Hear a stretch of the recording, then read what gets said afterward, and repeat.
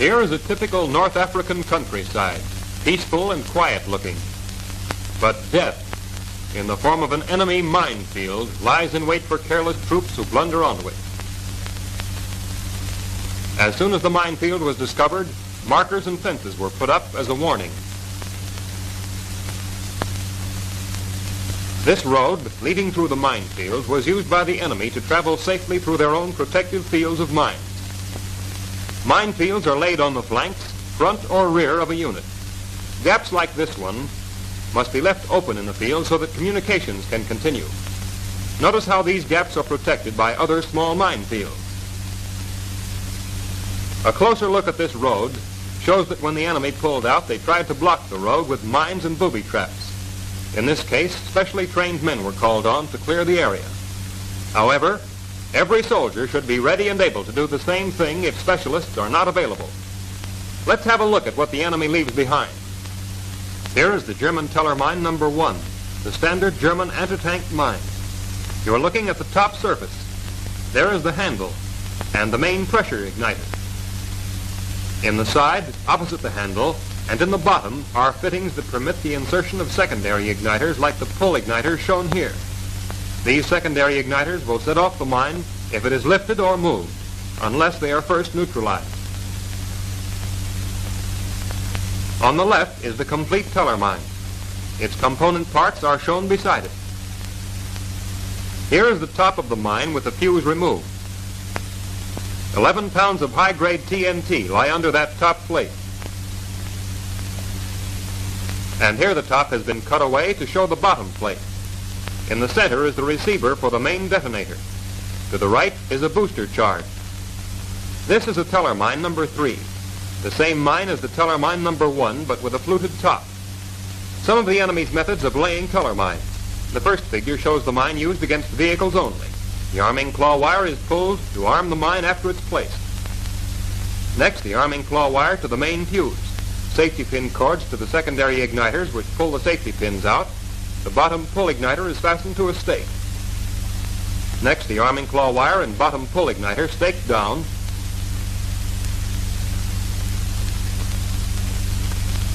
Arming claw wire to main fuse, safety pin cord to side igniter tied to a stake. And this is a plan view of the same thing. Arming wires, trench for the wires, and the pull wire to the stake.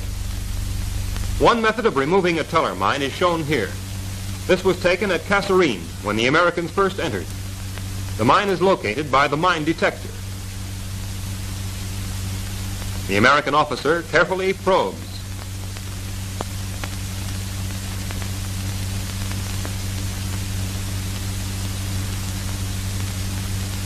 Cautiously removes some soil.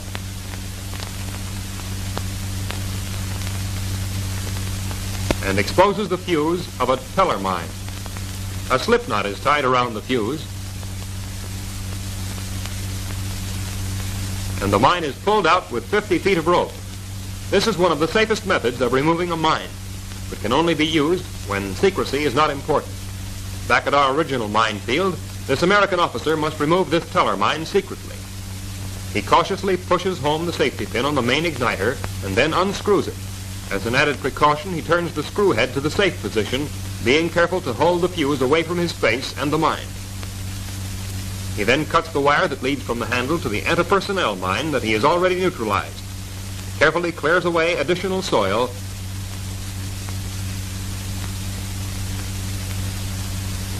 and uses a pocket mirror to examine the bottom for additional activating devices. Here are some enemy mines that have been recovered in this manner. They are ready to be used again, this time against our enemy. Now let's take a look at some of the other mines found here. An American officer is explaining the workings of the German S or bounding mine. On the extreme left is an S mine with a push type or pressure igniter. Its component parts are beside it. This mine shoots into the air and explodes from a height of about 5 feet. Damage is caused by hundreds of steel balls that are sent flying in all directions. Here one has been found in the shell hole, a favorite place of the enemy to hide them.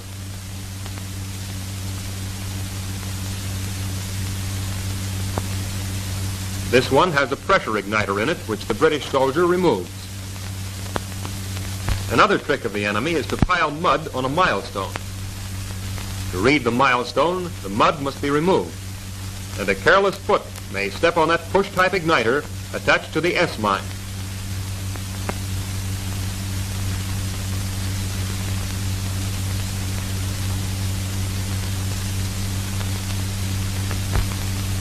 This British sapper carefully marks the mine for removal.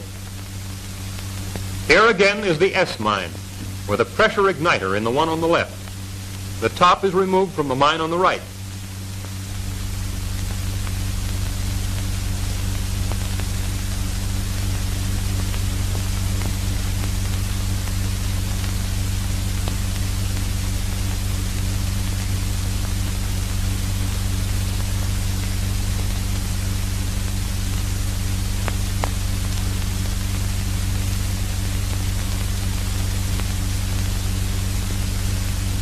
Here, an S-mine fitted with a pressure igniter has been uncovered so that the complete igniter is visible.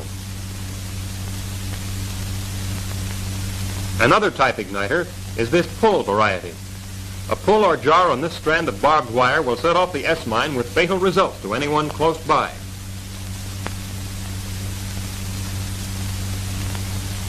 This soldier is carefully tracing a broken telephone transmission wire.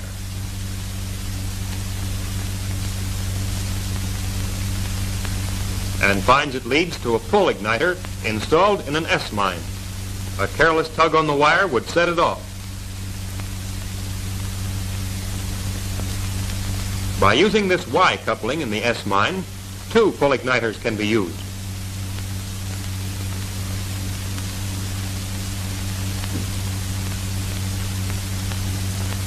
Either pull igniter can set off the mine. And here a British officer has found a Y coupling with each pull igniter attached to a trip wire.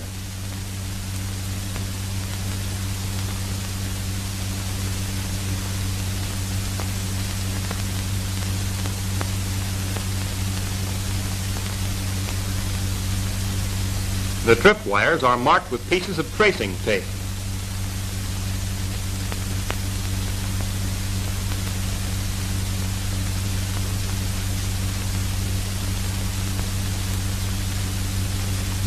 Another type of push or pressure igniter is this German electric igniter.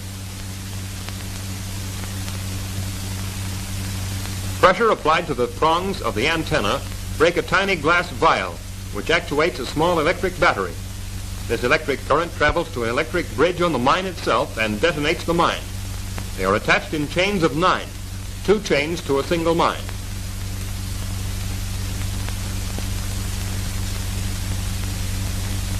Here are S-mines with various types of igniters fitted into them. This is the Italian B4 antipersonnel mine. When detonated, it does not bound into the air, but scatters scrap metal shrapnel. The last resting place for a German soldier. Even in death, he is dangerous. That helmet is obviously a booby trap, and a very poorly installed one because the string is too long. But here is something that must be watched for. All around the poorly installed booby trap have been placed well-camouflaged antipersonnel mines. They are pressure igniters, which we have marked with white cloth.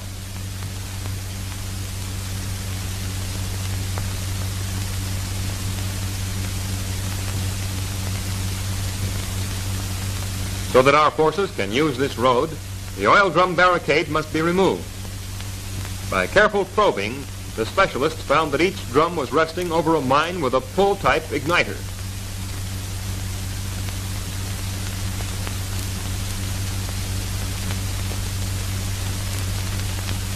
And now a box mine improvised by the Italians. These are 4 detonators. Incidentally, this mine has enough metal in the fittings and nails in the box to be discovered by our electric mine detectors.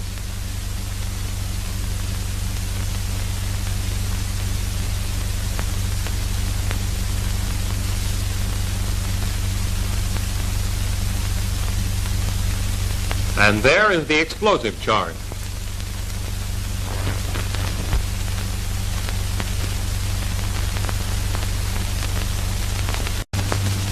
This is the Italian antitank mine.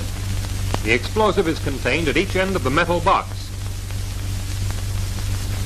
Pressure on the lid forces this shearing blade down to cut a strand of wire that has been holding back the striker.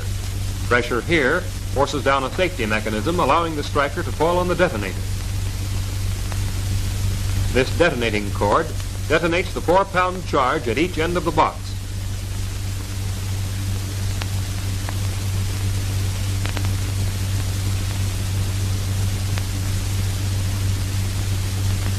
The Italian V3 or N5 mine, shown here, is used either as an antivehicle or antipersonnel mine. It is extremely dangerous and should only be handled by experts. 22 pounds pressure will set off the igniters at each end, but when used as an antivehicle mine, a shear pin is placed in the igniter to increase the pressure needed to set off the mine. This German Eggbomb is set off by the friction igniter shown on the right. When abandoned by the enemy, they sometimes remove the delay action fuse, as on the left, so that the bomb or grenade will go off instantaneously in the hand of the user. And here is the German LPZ anti-tank mine, a light mine carried by paratroopers. It contains a 5-pound charge.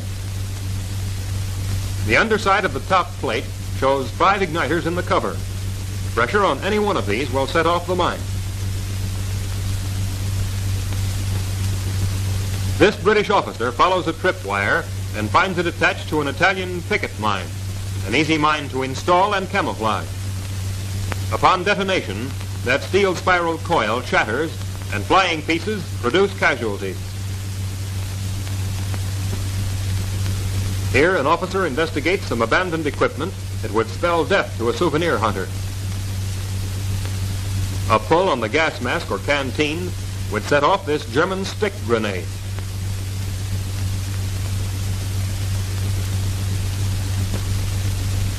Meanwhile, this abandoned automobile has been carefully examined for all possible types of igniters. Here, a wire is found leading from the door handle to underneath the seat cover.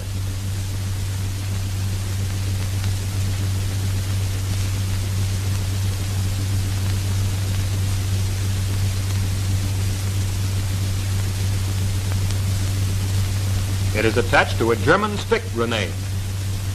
The soldier must watch that wire on the other end of the grenade. These American soldiers were faced with a complicated problem. They discovered a Tellermine with antipersonnel mines attached to each side. They cautiously removed the earth around the mines and found an S mine on the right with a Y coupling containing 2 pull igniters, one attached to a tripwire and the other tied to the handle of the Tellermine.